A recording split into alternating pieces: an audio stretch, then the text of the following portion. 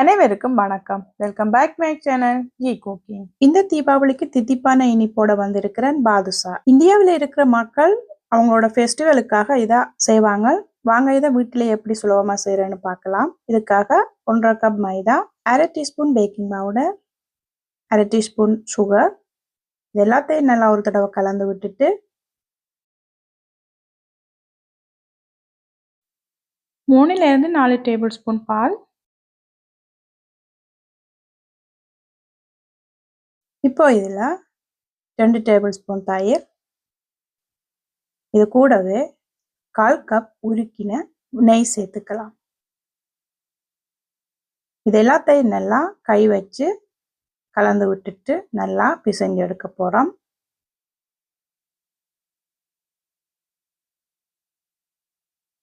மாவு வந்து பிசையும் போது டைட்டாக இருக்கணும். லூஸாக இருந்துச்சுன்னா வெளியில் பார்க்குறதுக்கு அழகாக இருக்கும், உள்ளே வந்து பாகு இறங்காமல் இருக்கும். அதனால மாவை கொஞ்சம் டைட்டாகவே பிசைஞ்சு எடுக்கலாம்.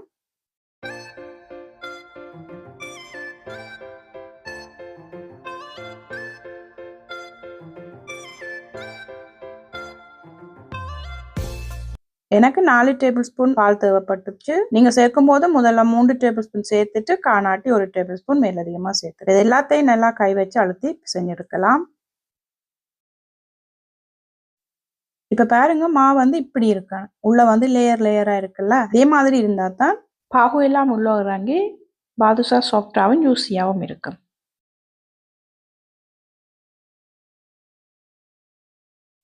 இதை இப்படியே 30 நிமிஷம் வச்சிடலாம்.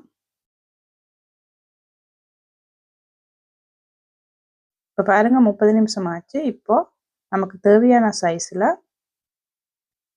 இதை உருண்டைகளாக பிடிச்சிட்டு நடுவில் விரல் வச்சுட்டு இப்படி ஒரு அழுத்தம் கொடுக்கணும்.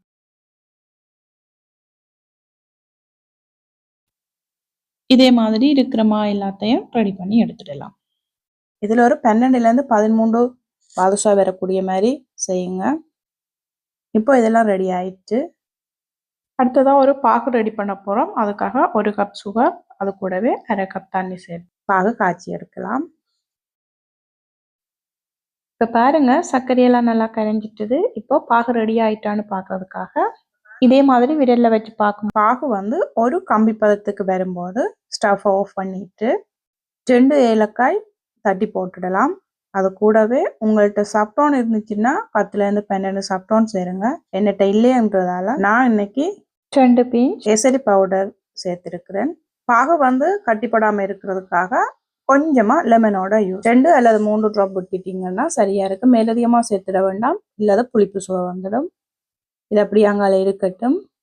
ரெடி பண்ணி வச்சிருக்கிற பாதுஷாவை இப்போ ஒன்னொன்னா போட்டு பொரிச்சு எடுக்கலாம். எண்ணெய் வந்து மீடியம் ஹீட்ல இருக்கிற மாதிரி பார்த்துக்கொள்ளுங்க. எண்ணெய் நல்லா சூடாக இருந்துச்சுன்னா வெளியில வந்து எங்களுக்கு பொரிஞ்ச மாதிரி வந்துடும், உள்ள வந்து வேகாமல் இருக்கும். அதனால தான் பொறுமையாக வந்து மீடியம் ஹீட்ல வச்சுட்டு 2 சைடும் ஃப்ரை பண்ணி எடுக்கலாம்.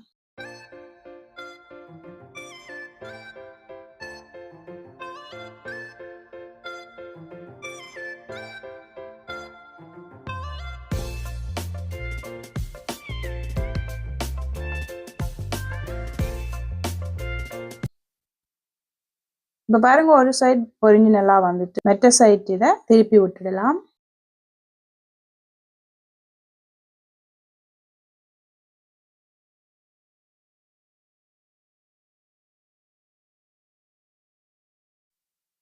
இப்போ பாருங்க, 2 சைட்டுமே நல்லா பொரிஞ்சு கோல்டன் கலர்ல வந்திருக்குல்ல. இப்போ இது எடுத்து ரெடி பண்ணி வச்சிருக்கிற பாகுல சேர்க்க போறோம். பாகு வந்து சூடாறி இருந்துச்சுன்னா லைட்டா சூடு பண்ணிட்டு அதுல சேருங்க. இப்போ நமக்கு டேஸ்டி அண்ட் ஜூஸியான பாதுஷா ரெடி ஆயிட்டுது. இருக்கிற நட்ஸை பொடியாக்கிட்டு மேலால் அப்படியே கார்னிஷ் பண்ணிட்டோம்னா சூப்பரான கலர்ஃபுல்லான பாதுஷா ரெடி ஆயிட்டு. இந்த தீபாவளிக்கு இதை உங்க வீட்டுல செய்யுங்க. உங்க வீட்டுல செய்து பார்த்துட்டு எப்படி இருக்குன்னு கமெண்ட்ஸ் பண்ணுங்க.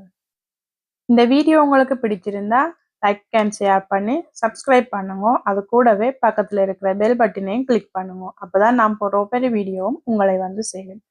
இன்னும் ஒரு நல்ல வீடியோவில் உங்களை சந்திக்கும் வரை நான் உங்கள் ஜி குக்கிங் ராதி. சமைப்போம், சுவைப்போம்.